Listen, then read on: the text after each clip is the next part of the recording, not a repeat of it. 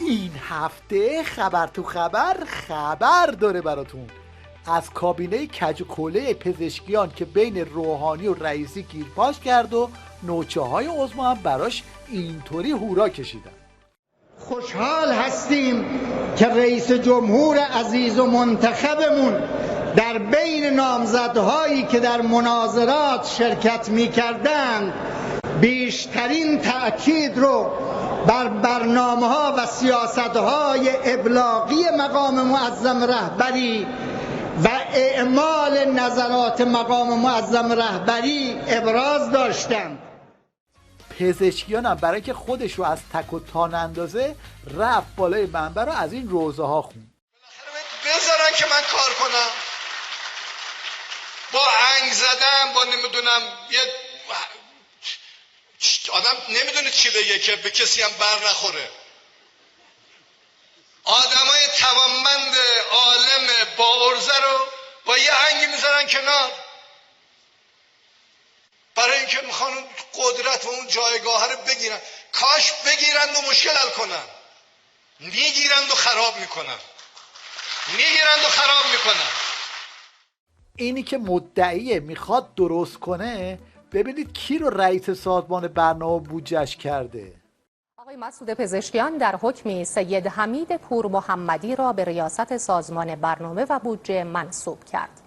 آقای پور محمدی متولد سال 1346، دکترای علوم اقتصادی از دانشگاه تهران و معاون امور اقتصادی و هماهنگی سازمان برنامه و بودجه، قائم مقامی بانک مرکزی و معاون امور بانکی وزارت اقتصاد از جمله سوابق اوست. این پور محمدی همونیه که وقتی قائم مقام بانک مرکزی بود به قدری گند دزدیاش در اومده بود که خود قضاییه آخوندا بازداشتش کرده بود. قائم مقام بانک مرکزی بله به عنوان یکی از متهمین بازداشت شده. تا همین جای کار بلایی که سر پزشکیان اومده یه چیزی تو این مایه هاست. چه قیافه یه تصادف کردی؟ برو بابا، کاش که تصادف کرده بودم، منفجر شدم. حالا بشنوید از کارشناسای خودشون که آخر عاقبت این رئیس جمهور یهویی رو اینطوری پیش بینی میکنن. آیا فکر میکنید که دولت مسعود پزشکیان 4 سالش رو به پایان برسونه؟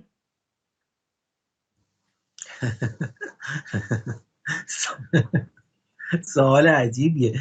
به 4 سال فکر نمی کنم بکشه ایشون. حالا یا کوه به ایشون برخورد میکنه، با ایشون برخورد میکنه، یا ایشون با کوه برخورد میکنه، یا پیچ چرخ ماشین شل میشه، یا اعتراضات زیاد میشه، انتقادات به ایشون زیاد میشه، یا ایشون تهدید به استعفا میکنه. ظاهرا باید یکی از این موارد اتفاق بیفته.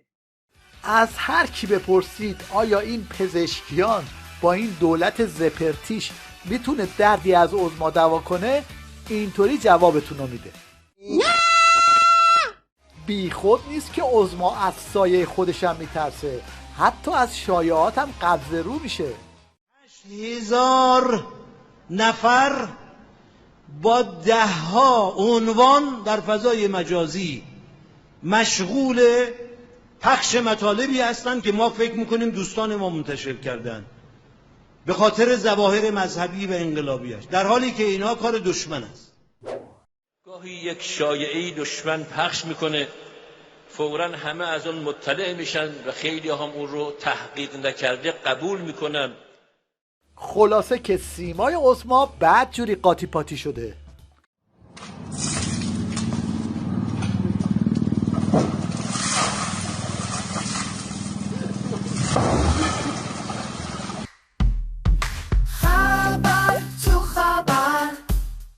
مشنگستان هفته رو با شیش و بش عظما وسط چهارراه بحران‌ها شروع میکنیم. قطعا ما باید انتقام بگیریم، ولی دشمن باید بدوند که این عملیات و اقدام ما با وعده صادق یک متفاوت خواهد بود. احتمالاً منظورش از وعده متفاوت یه چیزی تو این مایه هاست. حبیبت وبلا تفكرني بحبيبي.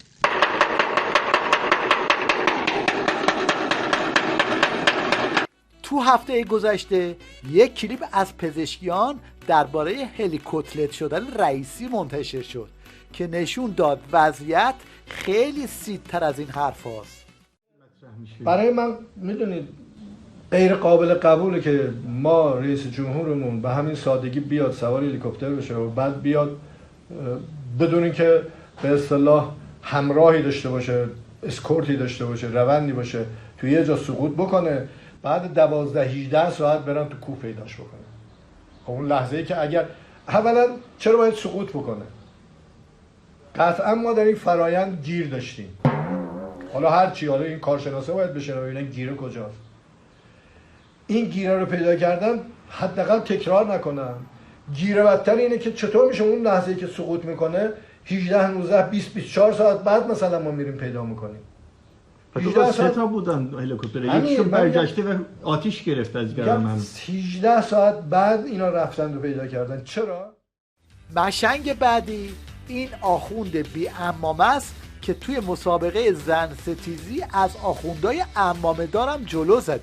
شما یه جمله‌ای دارین که در ارتباط با اینکه برابری زنان ظلم به زنان هست. نظرتون درباره اون چیه که فرمودین؟ ببینیم، ما به عدالت معتقد هستیم و برابری دقیقاً میتونه ظلم باشه به دلیل شرایط ویژه‌ای که زنان دارن، هم از نظر جسمی هم از نظر مسئولیت‌های متعددی که دارن.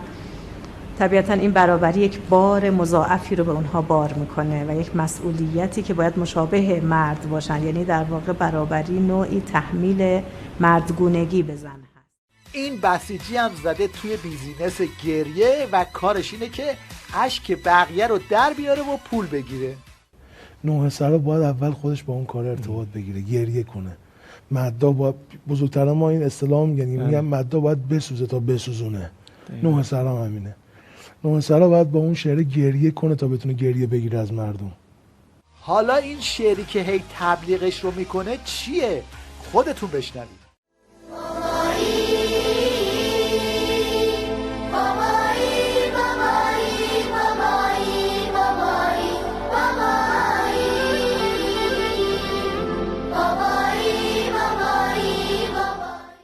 تو مملکتی که مداحان حکومتی پول پارو میکنن دیگه جایی برای صنعت و تولید نیست.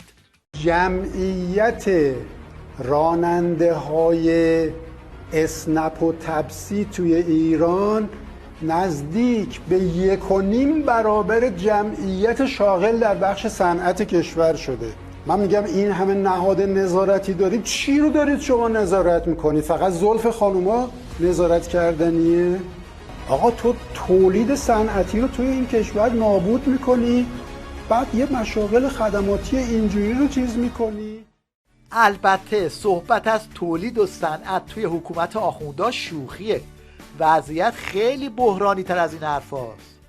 دوستان با دقت به این نقشه نگاه کنید. اگر این امپراتوری رو حفظ کرده بودیم و از دستش نمیدادیم، الان از شمال هندوستان تا مصر و از یونان تا روم و اسپانیا برق نداشتن. هر هفته میریم سفر تو کوچه های خبر، داره میره توی گور این روزمای در به در، غمها رو از دل ببر با خبر تو خبر، خبر تو خبر، خبر تو خبر.